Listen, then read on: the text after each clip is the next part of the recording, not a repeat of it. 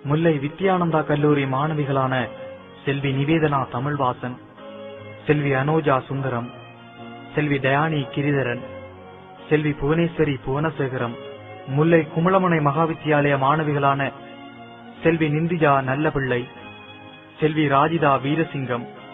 செல்வி கௌசிகா உதயகுமார், செல்வி சுகிர்தா சாந்தகுமார், செல்வி தச்சாயினி விவேகானந்தம், முல்லை பொதுக்குடியிருப்பு மத்திய கல்லூரி மாணவிகளான செல்வி பென்சிலிஜூலா மகாலிங்கம், செல்வி லக்ஷிகா தம்பிராசா,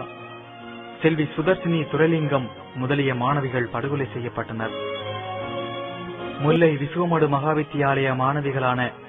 செல்வி நந்தினி கணவதி பிள்ளை, செல்வி ஜசோதினி அருளம்பலம், செல்வி ரம்ஜா ரவீந்திரராசா, செல்வி தீபா நாகலிங்கம், செல்வி தீபா தம்பிராசா, செல்வி நிரஞ்சலா திருநாவுக்கரசு,